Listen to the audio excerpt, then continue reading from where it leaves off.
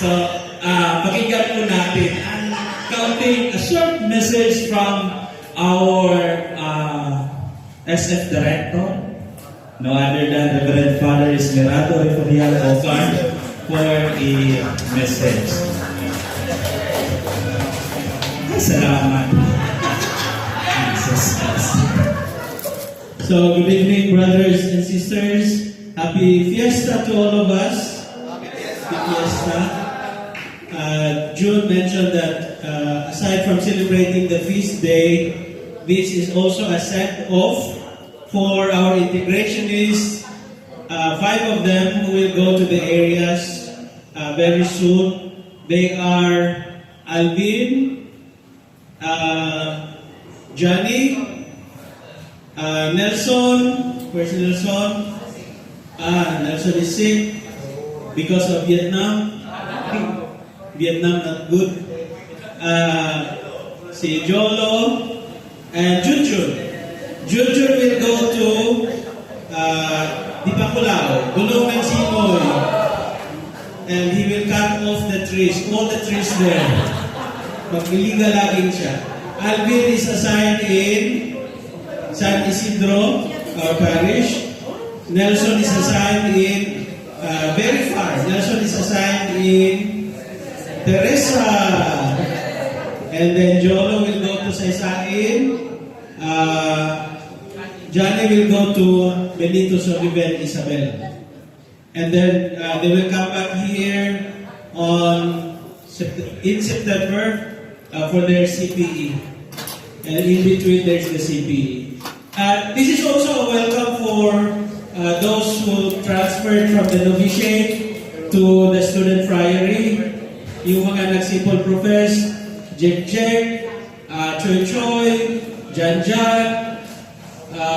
Binbin, si Binbin, and Toto.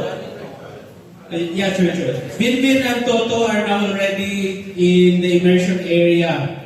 They have started their program in ICTC, that's why they're not here.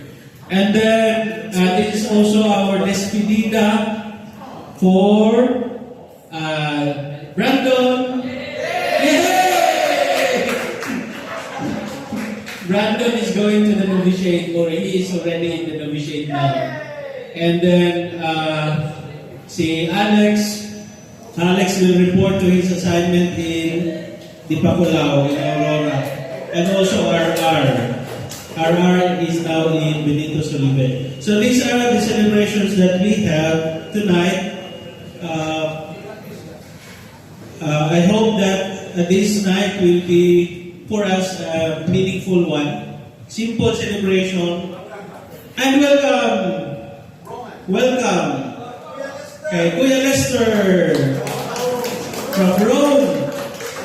He was telling me that he can now become a tour guide and pilgrimage guide in Rome. He walked from end to end, from the farthest end to the other end. So, pwede na siya mag-ano doon. Gusto niya daw doon.